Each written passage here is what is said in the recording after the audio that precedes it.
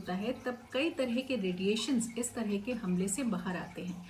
इसमें से एक जो रेडिएशन खास तौर से होता है उसे हम आयोडीन 131 बोलते हैं।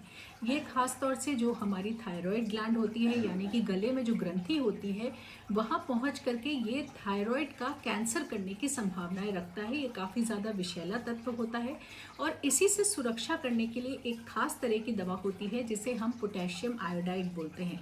ये देखा गया है कि अगर पोटेशियम आयोडाइड की गोली 24 घंटे एक्सपोजर से पहले या 4 घंटे एक्सपोजर के बाद अगर ली जाए तो ये शरीर में पहुंच करके, क्योंकि ये नॉन रेडियो एक्टिव होता है, इस वजह से ये शरीर में जाकर के सैचुरेशन कर देता है। और ऐसे में अगर बाहर से जब परमाणु हमले से जो आयोडीन का रेडिएशन अंदर शरीर में जाता है ये उसको थायराइड ग्लैंड में जमने नहीं देता, यानी कि ये वहाँ तक उसको पहुँचने नहीं देता।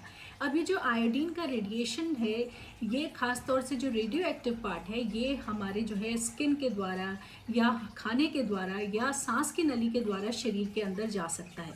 तो ये इन सभी तरीकों से जब शरीर के अंदर पहुंचता है तो जो ये पोटेशियम आयोडाइड है ये खास तौर से जो हमारी थायराइड की ग्लैंड है उसको सुरक्षित करने में मदद करता है। लेकिन ये भी याद रखना ज़रूरी है कि पोटेशियम आयोडाइड शरीर के बाकी किसी भी हिस्से को सुरक्षित नहीं करता। ये खास तौर से थायराइड को सुरक्षित करने के लिए ही है, क्योंकि जो हमारी थायराइड ग्लैंड है वहाँ आयोडीन ज़्यादातर स्टोर होता है, एब्जॉर्ब होता है और उसी से थायराइड के हार्मोन्स बनाए जाते हैं।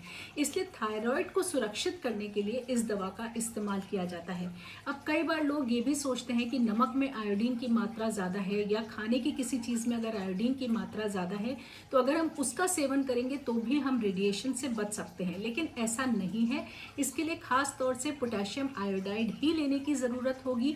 लेकिन हमें ये भी ध्यान रखना होगा कि इसके भी अपने साइड इफ़ेक्ट्स होते हैं और अभी अगर देखा जाए तो CDC के मुताबिक केवल 40 साल से कम जिनकी उम्र है, ऐसे में चाहे वो गर्भवती महिला है या बच्चे को दूध पिला रही हैं तो भी वो पोटेशियम आयोडाइड ले सकती हैं। लेकिन इसकी एक सीमित मात्रा है, किस तरह से इसको लेना है और कब इसको लेना है, ये तीनों ही बातें बहुत ज़्यादा इम्पॉर्टेंट है और इसीलिए किसी डॉक्टर की सलाह से ही इनका इस्तेमाल करना चाहिए। खुद से इन दवाइयों को नहीं लेना चाहिए क्योंकि ये दुष्प्रभाव भी कर सकती हैं।